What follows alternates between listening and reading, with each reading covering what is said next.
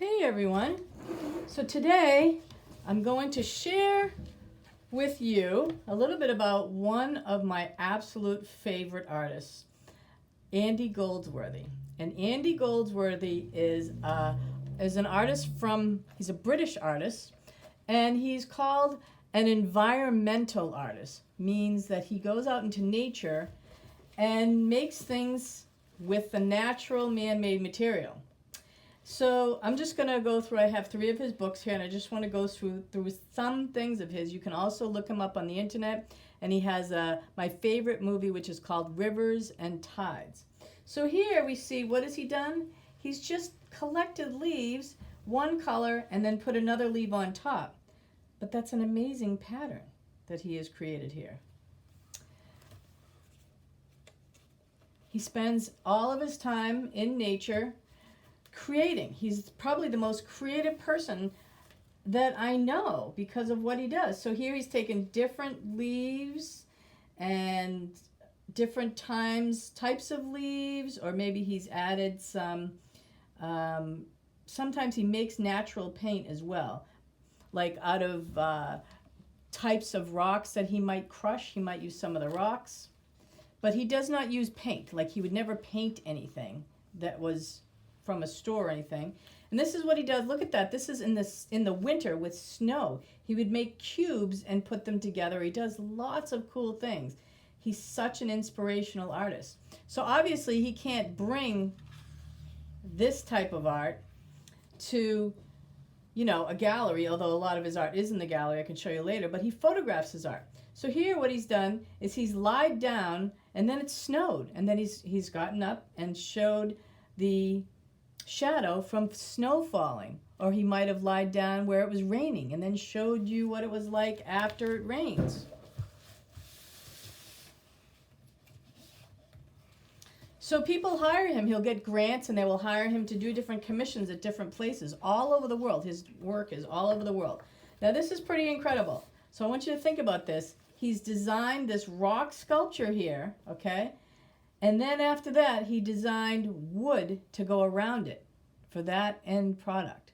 I mean, it's crazy good. He's amazing.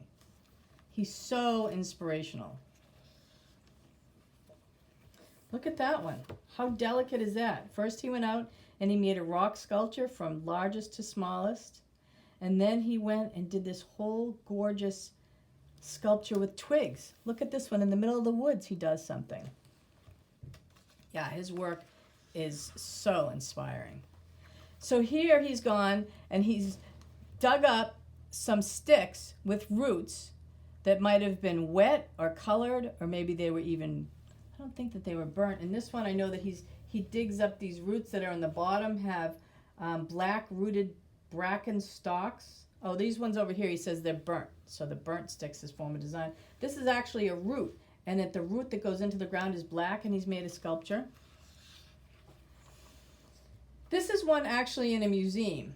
He did these really incredible clay sculptures and then put them out, and then as time went by, they kind of crumbled a little bit. And this is a painting that he did from, actually, he's done several of these that start off with like clay mounds and things like that, or they're thorns.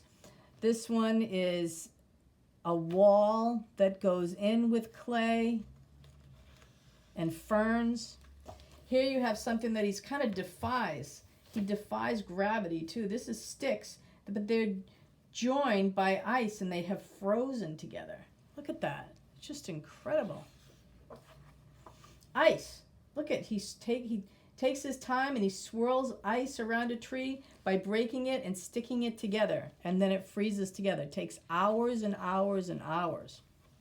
Look at that. Snow up a tree. He's made snowballs and then designed in the snow. It's crazy.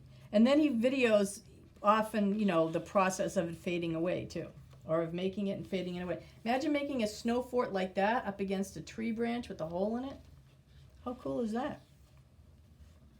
Or this one again, he does a lot of these where he's making these gorgeous, almost like a triangular shape, or this one the round shape, and then this one has a hole in it.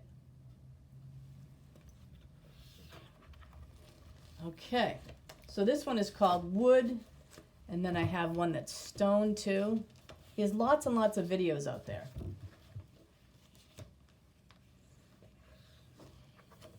So this one, you think you'd look in nature, maybe you'd be somebody walking along and you'd be like, what's that? And you say, oh my goodness, don't those look like a dandelion? So he's picked lots of dandelions or flowers and put them on top of the rock. Here he has them in like a middle of a river. Often he floats things down a river too. Now you look at that and you say, well, how did he do that? If you look up close, you know what it is? It's yellow elm leaves that he's laid over a rock and had it stick with water. Doesn't use glue or anything. He's had it held together with water. Look at that. Red maple leaves. So creative. And here we have, he calls them cairns, and he does a lot of these. These are actually in museums at different places where he's made this sculpture out of putting rocks together. Hours and hours and hours. Look at that. And then he'll leave them in nature to be photographed. So imagine doing that like all day long. This one's in Australia. Kangaroo Island, South Australia. He did that in 1992. So somebody actually, they might have even commissioned him to do that. So here we go. He's done the shadows again before it rains. So he lied down and then it rained and then he got up and photographed it.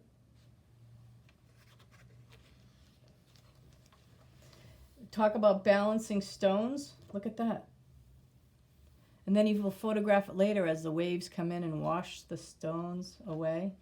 This book is filled, just filled. He does walls. He does incredible walls all over the world. People hire him to do these walls. He is one of my absolute favorite artists, and he's called an environmental artist. And today, look at that, balancing. Today, we're going to actually make a little bit of a natural sculpture. So here we go. I have one at home in my yard that I started creating for you, and I can't wait to see what you create. Hello everyone, how are you today? So like Andy Goldsworthy, we're going to make an environmental type of outside sculpture. So I went around my yard and I collected some things. I have different rocks that I really like a lot, and I'm going to use this as a center point. And I collected some dandelions. Don't go picking your mother's flowers unless she says it's okay. And I'm just going to start making a little sculpture. And you can join me. Collect some things and then we'll do it together for just a little bit, and then we'll come back a little bit later. So if that's my center point, maybe I'll put some dandelions. Hopefully you all had the opportunity to watch the Andy Goldsworthy videos, and we'll be looking at the book pictures and all sorts of things to inspire us. So let's start this. And what could you use for your beautiful environmental sculpture? What do you like? And it doesn't even have to be just outside, actually. I was thinking that I had some fun things inside that I might want to do. An interior, little kind of a sculpture.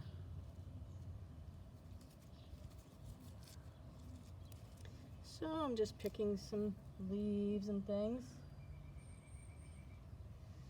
Going to make a design.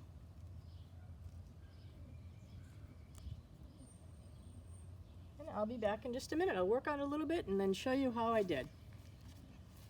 You can start working on yours too. Hi everyone. Well, here's what I've come up with so far. I can't wait to see yours. And do you see something kind of silly in this one? I'm going to show you. Right in the center. You see that little rock with some wiggly eyes? My father made that a long time ago. He used to love to make little rock sculptures with faces, and he saw a face in that. Maybe it's somebody singing.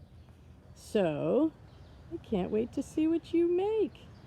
Don't forget to take a picture. Talk to you soon. Love you, love you.